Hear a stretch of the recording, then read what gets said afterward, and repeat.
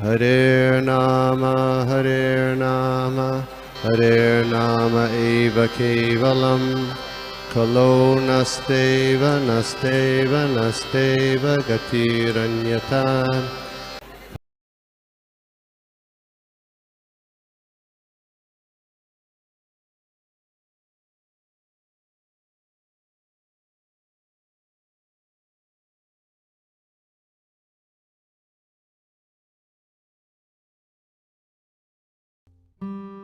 Okay, thank you so much. आज मुझे श्रीमद् भागवतम के चांटो 3 चैप्टर 18 और श्लोका नंबर 9 का सेवा मिला है। तो मैं आप सभी से प्रार्थना करती हूँ कि आप मुझे सभी ब्लेसिंग दीजिए कि जो मैंने भक्तों से सुना है मैं वहाँ यहाँ पे अच्छे से उसको बोल पाऊँ आप सबके सामने। और कुछ मुझसे अगर मिस्टेक हो जाए तो आप सभी क्षमा कीजिएगा। हरे कृष्णा। प्रेयर से स्टार्ट करते हैं। ओम नमो भगवते वासुदेवाय। ओम नमो भगवते वासुदेवाय। ओम नमो भगवते वासुदेवाय। नारायणं नमस्कृतं नरं चैव नरोत्तमं देवीं सरस्वतीं व्यासं ततो जयमुदीच्यते नस्तप्रायेषु भद्रेषु नित्यं भागवतं सेवया भगवते उत्तमश्लोक भक्ति भावति नस्तिते। तो मैं श्लोका अभी रीड करती हूँ।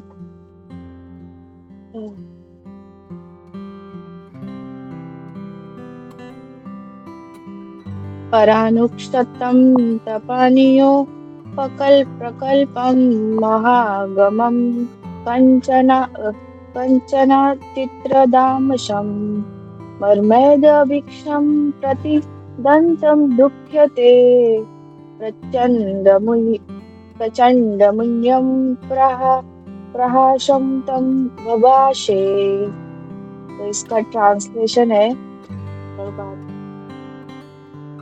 The demon who had a wealth of ornament, bangle, and beautiful golden armor on his body chased the Lord from behind with a great mass. The Lord tolerated his prescient ill word, but in the order to reply to him, he expressed his terrible anger.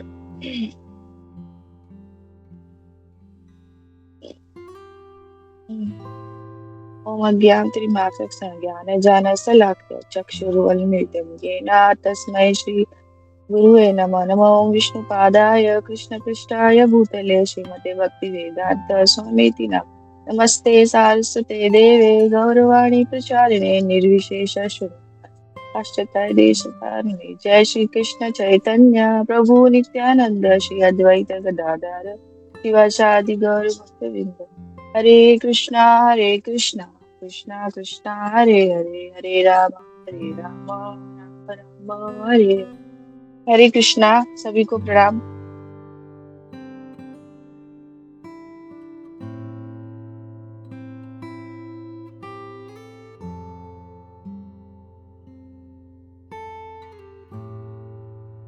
ये पर्पट यहाँ पे इसका छोटा सा है तो मैं वो रीड कर लेती हूँ। पर्पट श्रील प्रभुपाद की जय। The Lord could have a chassis the demon immediately while the demon was deriding the Lord with ill words, but the Lord tolerated him to please the demigod and to show that they should not be afraid of demons while discharging their duties. Therefore, his toleration was displayed mainly to drive away the fear of the demigods, who should who should know that the world Lord is always present to protect him. The demons derising of the world Lord was just like the barking of dogs. The Lord did not care about it since he was doing his own work in delivering the earth from the midst of the water. Materialistic demons always possess large amount of gold in various shape, and they think that that a large amount of gold, physical strength, and popularity can save them and from the wrath of the supreme personality of God. तो जैसे हम अभी ये देखते आ रहे हैं कि हिरण्याक्ष जो है वो जो वराह भगवान है उनका मतलब कैसे उनके बारे में सब उल्टा सीधा बोलते आ रहे हैं, उनको प्रोवोक कर रहे हैं, सब ऐसा बोल रहे हैं। तो जो ये श्लोका है, इसमें प्रभुपाद मतलब बताना चाहते हैं आपको कि जो डीमन है ना, जो असुर है, वो जो देवी देवता है ना, उनको भड़का रहे हैं भगवान के खिलाफ कि भगवान ऐसे हैं, मतलब उनको उल्टा सीधा ऐसे बता रहे हैं। बट भगवान यहाँ पे ये बता रहे हैं कि जो देवी देवता है और जो ये भागवतम का पाठ कर रहे हैं, मतलब जो पढ़ रहे हैं, उनको अपने ड्यूटी से, मतलब जो उनको उनके गुरु गौरांग, उनके जो शिक्षा गुरु ने जो भी उनको आदेश दिया है कि आपको ऐसा आपको करना है, तो हमको हमारे कार्य में ही लगना चाहिए। और जो असुर है, वो जो भी हमको बोल रहे हैं उस पे ध्यान नहीं देके हमको हमारा कार्य करना चाहिए। तो मैं इस होलीनेस भक्ति करुणा वानमाली महाराज का क्लास प्रिपेयर किया था मैंने ये श्लोका के लिए। तो महाराज यहाँ पे बहुत सारा स्टोरी बता रहे हैं डीमन का। तो जैसे यहाँ पे अभी पर्पट में भी प्रभुपाद ने बताया है कि जो भगवान है वो देवी देवताओं का आश्वासन दे रहे हैं कि जो ऐसे असुर है क्या, उनकी बातों को हमको ध्यान में नहीं देना चाहिए। इवन हमारे मटेरियल लाइफ में भी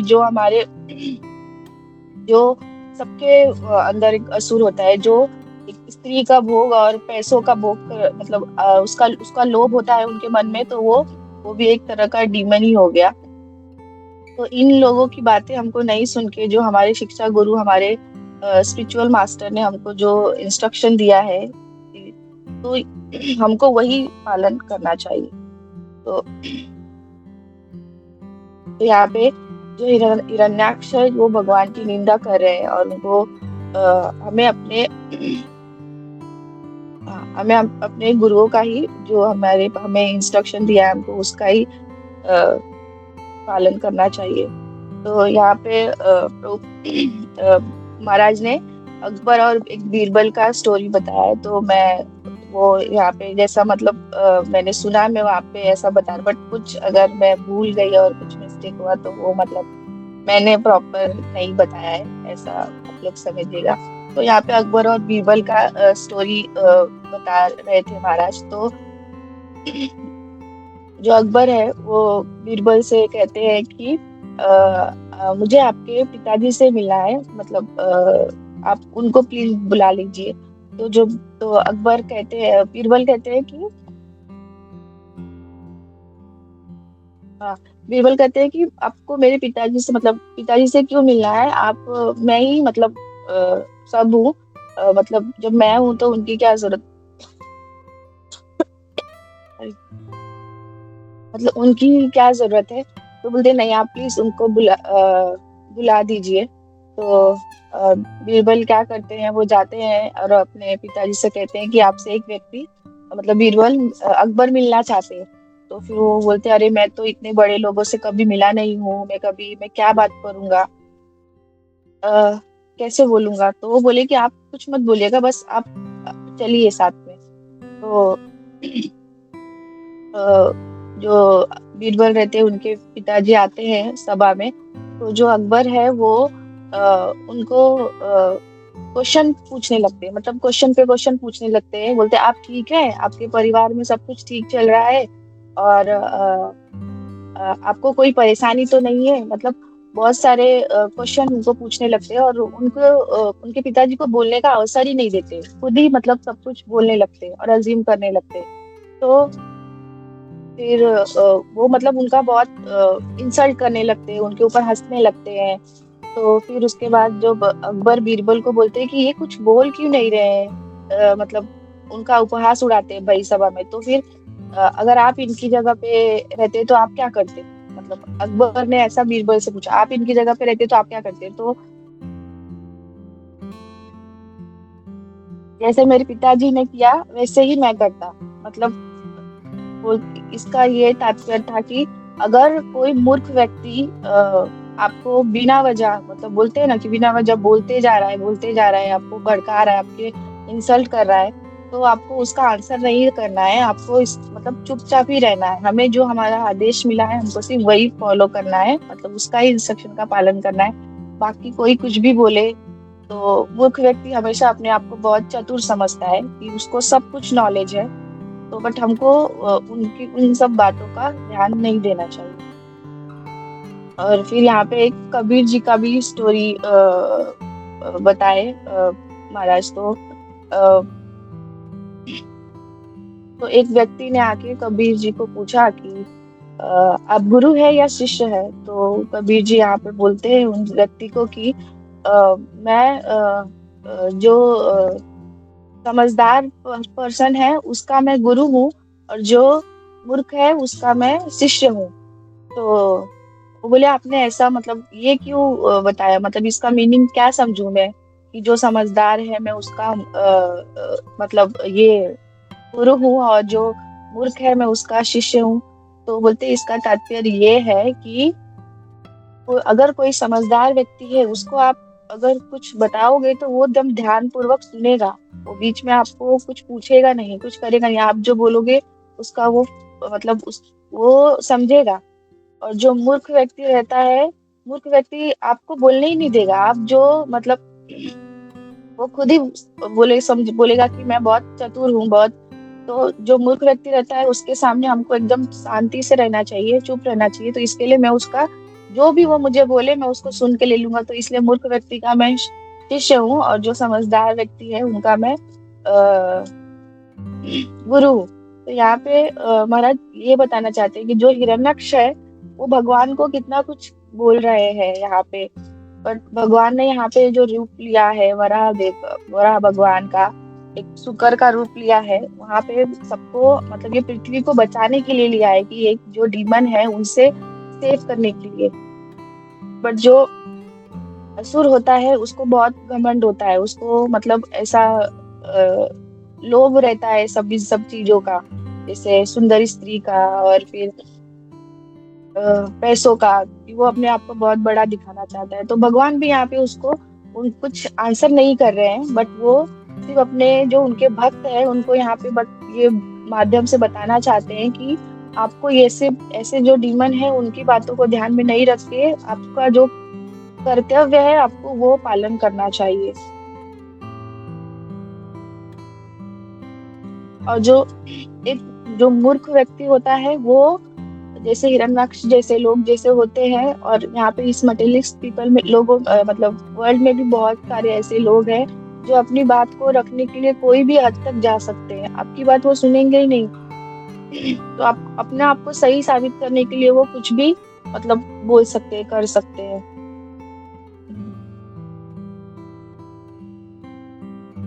हाँ। और फिर महाराज ने एक मतलब ऐसे मटेरियल जो इस भौतिक दुनिया का भी एक एग्जाम्पल दिया कि एक गांव में एक अड़ोस मतलब ऐसे नेबर्स रहते हैं, पड़ोसी रहते हैं। तो दोनों पड़ोसियों के पास ना ये दो गधे रहते हैं, मतलब उनके पास भी एक गधा रहता है, और एक दोनों पड़ोसी के पास एक एक गधे रहते हैं। तो जो एक समझदार और एक मूर्ख व्यक्ति का ही यहाँ पे भी बात चल रहा है।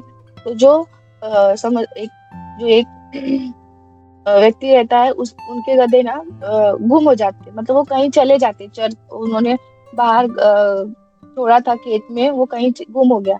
तो वो बोले कि आज तो मेरे पास बहुत सारा काम है और मुझे करना भी है।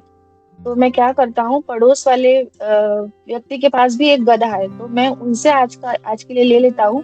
फिर दूसरे दिन मैं जाके चाहे तो अपना नया गधा खरीद लूंगा, या फिर मैं जो मेरा गधा गुम हो गया है मैं उसको ढूंढ लूंगा।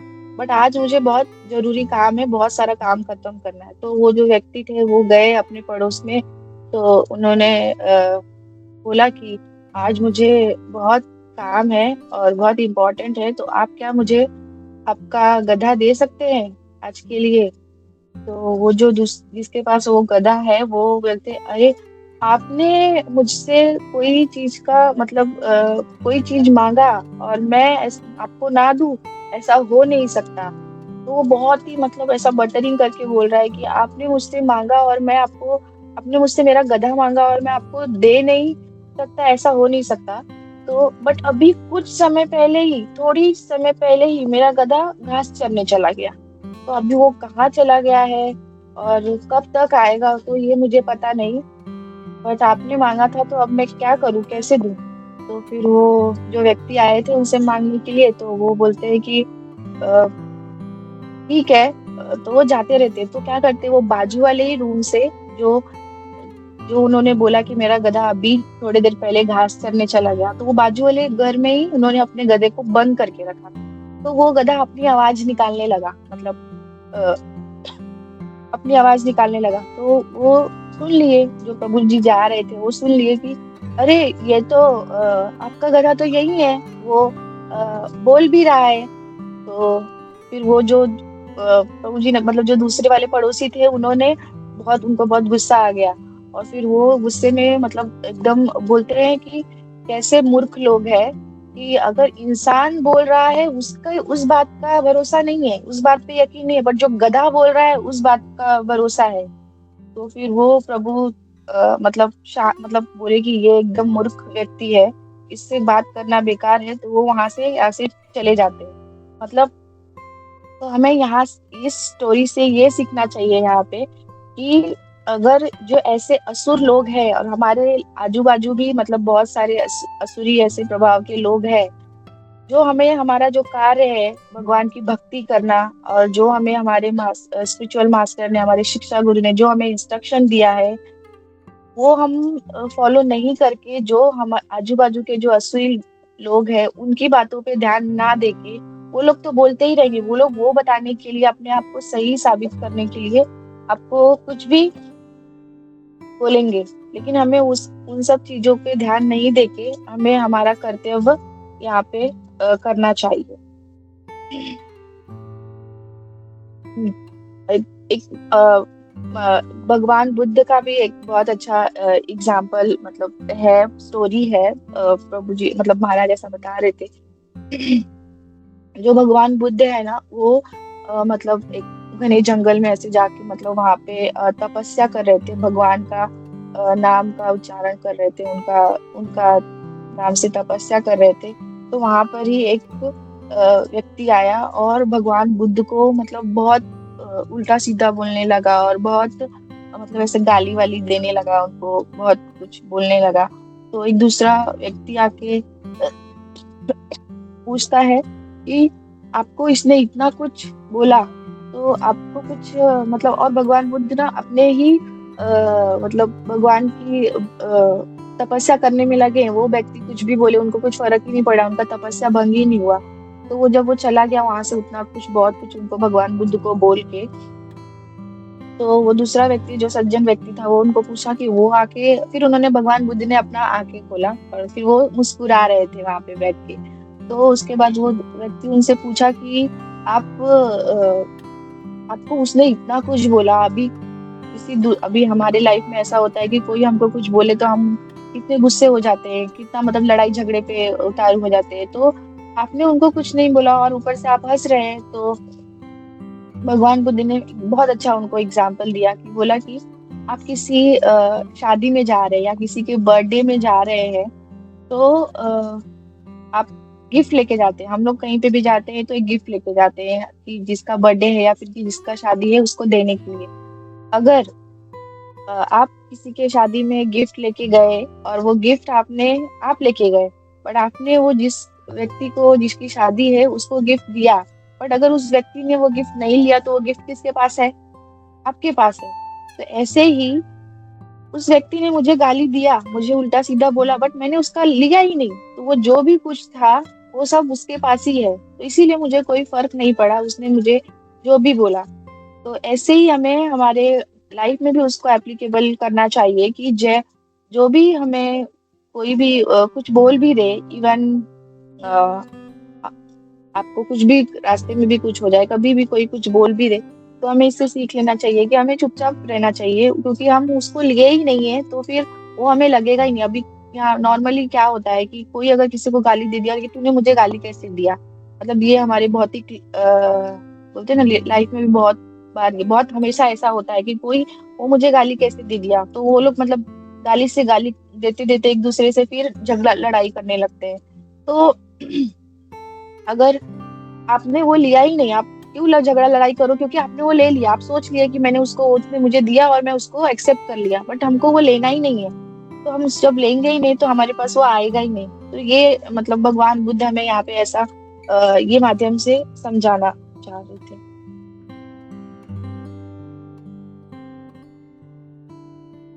हाँ। और एक रियल स्टोरी है वो, मतलब ओलंपिक का 1912 का है। तो ये गौरांग प्रभु है, उनका जो छोटा ट्रांसक्रिप्ट आता है उसमें ये ऐसा ये स्टोरी था। तो मैं यहाँ पे ऐसा उनको बताती हूँ। तो जो ओलंपिक के जो रेस था वो कुछ अराउंड 1500 किलोमीटर ऐसा रेस दौड़ना था। वो 1912 की बात है ये। तो जो बोलते हैं ना, जो विनर होता है जिसको सिर्फ जीत मतलब ये करना है कि मुझे रेस में दौड़ना है और मैं उसको, वो हमेशा जीतता रहता है। उसको सिर्फ ये एक आगे दिखता है उसका मोटो कि मुझे बस दौड़ना है कोई भी कीमत पे। तो क्या होता है उस समय, तो जो व्यक्ति मतलब रेस में पार्टिसिपेट किया रहता है और जो हमेशा मतलब वो व्यक्ति जो रहता है जो हमेशा फर्स्ट आता है और वो हमेशा मेडल जीतता है, तो वो रेस में ना उनका शूज जो था वो गुम हो जाता है। मतलब कोई चुरा लेता है या फिर कैसा हो जाता है पता नहीं, ये नहीं पता है, पर वो गुम हो जाता है। तो वो व्यक्ति क्या करते हैं कि सब लोगों से, मतलब जो हमारे पार्टिसिपेंट रहते हैं, हमारे जो फ्रेंड रहते हैं, उसके अंदर बहुत सारे लोग उसमें पार्टिसिपेट करते हैं, तो उनसे पूछते हैं कि मतलब घबरा के पूछते हैं कि अरे आपके पास कोई एक्स्ट्रा शूज है, आपके पास कोई एक्स्ट्रा शूज है। तो एक के पास मिलता है, बट ना वो उनके साइज से छोटा होता है। तो वो पैर में पहन के देखते हैं तो बट वो बहुत टाइट होता है। तो वो फिर वो और लोगों से पूछने लगते हैं और फिर थोड़ा वो जो कैंप रहता है उसके बाहर आते हैं, तो एक डस्टबिन कचरे कुंडी रहता है, उसमें उनको एक शूज मिल जाता है। बट वो शूज जो रहता है ना वो एकदम खराब रहता है और मतलब कचरे में मिला है और उनके साइज से बड़ा रहता है। तो वो क्या करते हैं, वो शूज को निकालते हैं उसमें से और फिर वो फटाक से उसको पहन लेते हैं और पहन के एकदम टाइट उसको स्टिक मतलब बांध लेते हैं। और फिर वो रेस में दौड़ने के लिए तैयार हो जाते हैं। मतलब वो बहुत लेट हो रहा होता है तो उनका टाइम रेस का निकला जाता है, तो वो फटाफट रेस के लिए दौड़ने के लिए रेडी हो जाते हैं। और वो पूरा फोकस अपना मतलब वो रेस में दौड़ने में ही लगाते हैं, बाकी किसी चीज में नहीं लगाते हैं। तो और फिर वो जीत भी जाते हैं, फर्स्ट मेडल उनका आता है। ये ओलंपिक का था स्टोरी। तो मतलब यहाँ पे हमको ये मतलब जो इसका तात्पर्य ये निकलता है कि अगर हमारे लाइफ में ऐसा होता तो हम क्या करते, मतलब और या इस भौतिक दुनिया में अगर इवन मेरे साथ ऐसा होता, तो अगर मेरा कोई सामान और मैं समझो एग्जाम में भी जा रही हूँ, मेरा कुछ हो गया तो गुम हो गया, तो मैं पहले ये सोचूंगी ये कैसे हो गया, मतलब और मेरे साथ ही क्यों हुआ, भगवान ने मेरे साथ ही ऐसा क्यों किया, लास्ट मोमेंट पे ही क्यों हो गया, अब मैं कहाँ से लाऊंगी। मतलब हम ये सारी प्रॉब्लम्स को निकालेंगे, ढूंढ ढूंढ के निकालेंगे, जो नहीं भी हुआ रहेगा ना। बट हम सॉल्यूशन नहीं निकालेंगे कि हाँ चलो ठीक है, अगर मेरा शूज गुम हो गया है तो मैं दूसरा शूज पहन के मुझे जहाँ अभी जो मेरा कार्य है वो करूँ। बट हम ये सब सारी चीजों में फंस जाते हैं कि ये कैसे हुआ, भगवान ने मेरे साथ ही ऐसा क्यों किया। अगर वो व्यक्ति उस टाइम ये सोचता कि भगवान ने मेरे साथ ये क्यों किया, तो वो रेस में पार्टिसिपेट नहीं कर पाता। वो उसी को लेके परेशान रहता कि अरे मेरा शूज गुम हो गया, अब मैं कैसे उसको पार्टिसिपेट करूंगा, मेरा ये मिस हो जाएगा। फिर वो हम खुद को ही कोसते रहते हैं और फिर भगवान को भी उसमें कोसते हैं कि भगवान ने मेरे साथ ऐसा क्यों किया, मतलब मैंने तो कुछ नहीं किया था। तो बट उस व्यक्ति ने उस टाइम ये किया कि बस उसको कैसे भी वो रेस में पार्टिसिपेट करके उसको जीतना है। तो उसने वो कचरे में से भी वो शूज निकाला और फिर उसको पहन के लिया। लेकिन वो टाइम हमें इससे सीखना चाहिए कि हम ऐसा उस टाइम रहते तो क्या करते, कैसा। तो हमें अभी भी ये सब जो स्टोरी हम सुन रहे हैं उससे हमें सीखना चाहिए कि हमें भी ये सब सारी जो असुरी लोग हैं उनसे दूर होके जो हमारे कर्तव्य, हमारा जो रिस्पॉन्सिबिलिटी है हमको उसको ही फॉलो करना चाहिए। जो यहाँ पे भगवान भी हमें वही बता रहे हैं कि जो ये हिरण्यक्ष है, जो भगवान को कितना कुछ बोल रहा है, उसका जो लोभ है पैसों का, वो सब मतलब सबको, पृथ्वी को अपने कंट्रोल में लाने का। बट भगवान अभी उसको हम सबको समझा रहे हैं, यहाँ पे देवी देवताओं को भी समझा रहे हैं कि आपको आपके कर्तव्य से आपका मतलब हिलना नहीं चाहिए। इन सब असुरी लोगों की बातों पे ध्यान नहीं देना चाहिए, आपको आपका कर्तव्य ही करना चाहिए। यहाँ पे भगवान यहाँ पे भगवान हमको यही सीख दे रहे हैं कि जो हमारा धर्म है, जो हमारा कर्तव्य है, उसको हमें फॉलो करना चाहिए। जो यहाँ पे पवित्रा नाम है साधु नाम की, ये जो भूमि देवी है, जो साध्वी है, उनका भगवान उनको आनंद देने के लिए आए हैं, उनको बचाने के लिए आए हैं, हमारी भूमि देवी को। तो इसीलिए ये असुर को भगवान रिवर्ट नहीं करके पहले सबको सेव कर रहे हैं, सबको बचा रहे हैं। फिर आगे आएगा जब भगवान उनसे लड़ेंगे भी, उनका उत्तर भी देंगे। बट अभी भगवान हमें ये शिक्षा दे रहे हैं कि कैसे हमको इन सब असुरी चीजों से बचना चाहिए।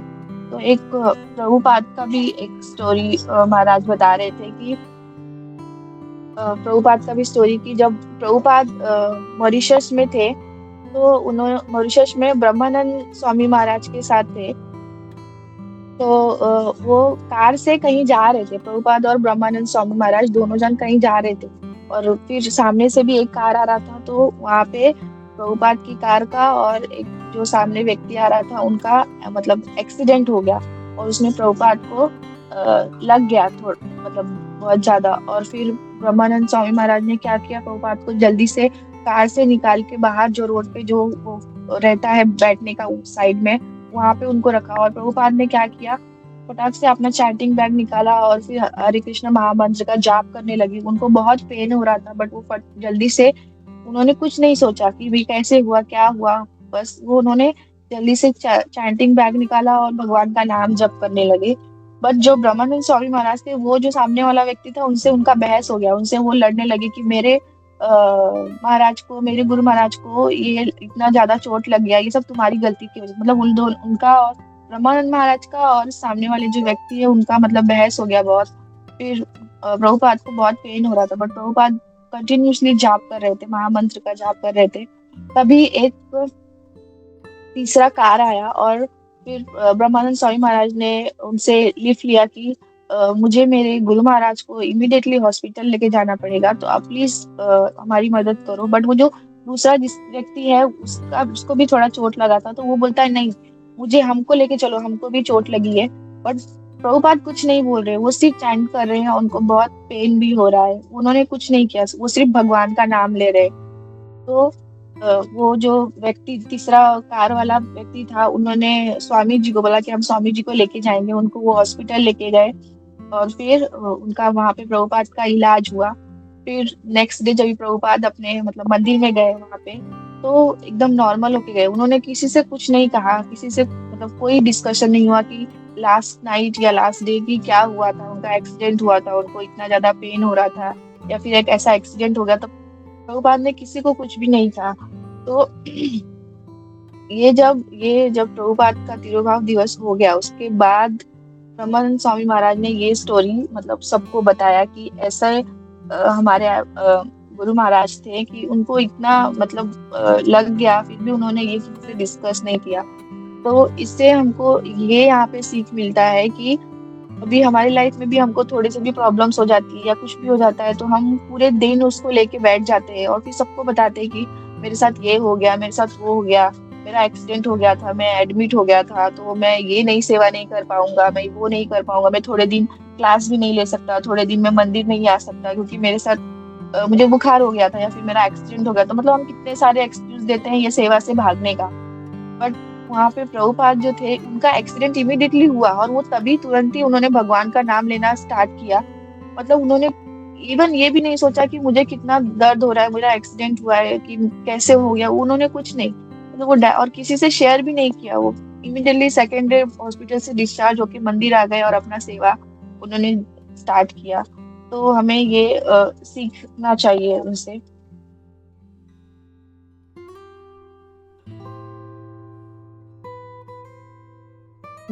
तो ये यहाँ पे जो हिरण्याक्ष है, जो दूसरों की संपत्ति को चुरा के मतलब खुद का बोलना चाहते, इवन उनको पता है कि वो मेरा नहीं है, भगवान का ही है सब कुछ। हिरण्याक्ष को सब कुछ पता है कि ये मेरा कुछ है ही नहीं, सब कुछ भगवान का है। बट फिर भी हमें भी हमारी लाइफ में पता होता है कि हम गलत कर रहे हैं, हम गलत है, बट फिर भी हम मानते नहीं है उसको कि नहीं, हम इतने मतलब उस चीजों में लग जाते हैं कि हमको पता ही नहीं चलता है कि हम क्या गलत सही कर रहे हैं या क्या गलत कर रहे हैं।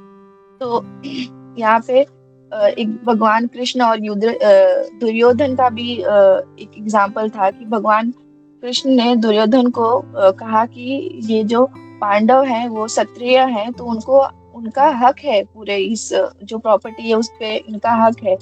बट आप इनको बस लेकिन सिर्फ 5 गांव छोटे दे दीजिए, तो वो उतने में अपना गुजारा कर लेंगे। बट जो दुर्योधन है वो नहीं मानते हैं कि नहीं, मैं उनको मतलब एक जो सुई का दाना है ना, उराई का दाना है, उतना भी उनको जगह में नहीं देना चाहता। तो भगवान उनसे कहते हैं कि तुमको पता है ना कि ये गलत है, ये अपराध है। तो दुर्योधन बहुत अच्छा आंसर भगवान को देते हैं कि हे माधव, हे केशव, कि मुझे पता है कि मैं जो कर रहा हूँ गलत कर रहा हूँ, बट जो मेरे अंदर एक जो बैठा है, जो चिंता है कि ये 5 गांव ले लेगा और 5 सेना तैयार कर देगा, तो ये उससे मुझे घबराहट हो रही है। मुझे पता है कि मैं गलत हूँ, बट फिर भी मुझे गलत का ही साथ देना है। तो इवन हम भी अपने लाइफ में यही करते हैं कि हमें पता रहता है कि गलत क्या है, बट फिर भी हम गलत के साथ ही रहते हैं और गलत जो होता है उसमें ही मतलब पार्टिसिपेट भी करते हैं और गलत ही करते हैं। तो ऐसा नहीं है कि जो हिरण्याक्ष है उसको पता नहीं है कि वो गलत कर रहा है। वो भगवान से युद्ध करने का, भगवान के बारे में बोलने का प्रयास जो कर रहा है, उसे सब पता है कि वो गलत कर रहा है। बट यहाँ पे ऐसी लीला ही है कि भगवान उनका खुद ही उद्धार करेंगे। तो हमें भी हमारे लाइफ में हमको भी पता होता है कि मैं गलत कर रही हूँ, बट फिर भी मैं उसको मानती नहीं हूँ। तो हमारे अंदर भी एक ऐसा असुरी बैठा हुआ है कि हम मानते नहीं है किसी चीज को जो भी गलत है। हम ये जो प्रॉपर्टी या जो लोभ है हमारा कि नहीं, जितना भी हमको पैसा मिलेगा उतना हम उसको कलेक्ट करते जाएंगे, फिर उसके बाद हम रिटायर लेंगे तो फिर सब कुछ अच्छा होगा। बट ऐसा नहीं है। हम जितना हमारे पास आएगा हमको उतना लालच होता जाएगा, तो हमको कभी भी शांति नहीं मिलेगा। शांति हमको कब मिलेगा? जब भगवान का ही हम सिर्फ बोलते हैं ना, भगवान की आराधना करेंगे और ये सब सारी चीजों से दूर होंगे। कैसे अभी अब मुझे 1 BHK लेना है, तो फिर मुझे उसके बाद और लालच होगा कि मुझे 2 और चाहिए, 4 और चाहिए, तो मैं उसके अंदर ही उसके बारे में ही सोचने का प्रयास हमेशा करती रहूंगी। बट मैं हम सोचेंगे कि बस अब मेरे पास इतना प्रॉपर्टी, इतना पैसा आ गया है, मैं उसके बाद रिटायर लूंगी, बट वो दिन कभी आता ही नहीं है। तो इवन हमको मालूम है कि हमारे लाइफ में ये सारी प्रॉब्लम आने वाली है अगर मैं कोई ये सब लालच अपने पास लेके बैठूंगी तो। बट फिर भी हम उसको एक्सेप्ट नहीं करते।